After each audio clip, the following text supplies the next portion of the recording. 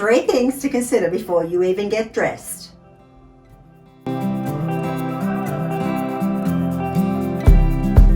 Hey, it's Donna Walmsley from Work Your Wardrobe, and welcome to my little corner of the web, where today we're going to examine 3 things that you should organize, look into before you even get dressed. The styling has been going great and I've so enjoyed it, and the women have gotten so much from it.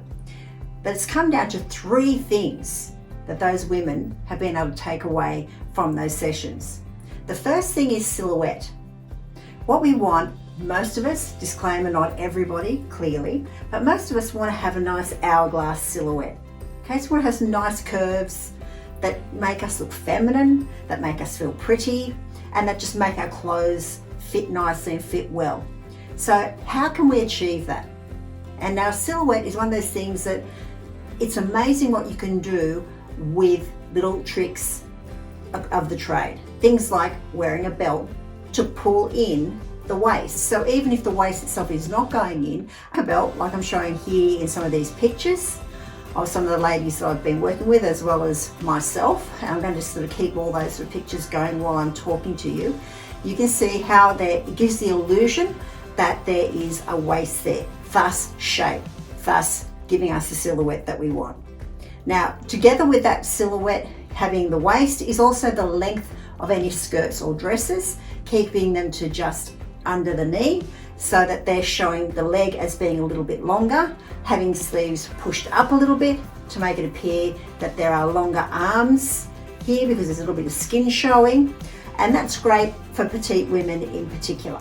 The second thing to consider before we even get dressed is proportion. Now, if you are bigger at the top than you are at the bottom, then the idea is you want to have proportion to enhance the silhouette. And that means wearing something a little bit bigger, maybe puffy on the bottom, a nice full skirt like I'm showing here, which gives the impression that the shoulders are then balanced with the hip. If in fact you're bigger on the bottom, then the idea is to bring some shape up the top. So you may be using some small padding in the shoulders. It doesn't necessarily have to go to the Alexis Carrington 1980s standard of shoulder pads, but just even a little something up here gives that illusion of broadening the shoulder and making that sense of proportion, and thereby giving us the silhouette. So all the time we're looking at ways in which we can improve proportion. And color blocking is another way in which you can increase and improve proportion, and also to increase and improve silhouette. And that is if you have the black on the sides and the pattern on the middle of the garment, then the impression is that there's not as much here, right? It gives it a slimmer waistline. Another way that you can achieve this is by column dressing. So wearing all one color underneath a jacket of a different color. So these are a couple of things to consider.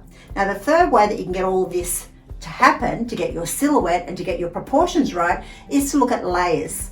Please don't leave home without a third piece. Now, a third piece can be something like a scarf around the neck that drapes down, or it could be a vest, or it could be a jacket, it could be a coat. You know, it's that third piece that adds a little bit of extra something. And through layers is also how we can achieve that silhouette that we want, the nice curves and the nice movement to make the whole appearance to be far more feminine. There's 3 ideas that you might consider before you get dressed: your silhouette, your proportions, and getting some layers to achieve that.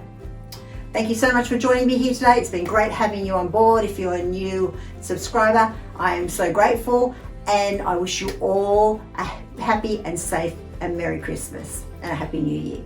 Bye now.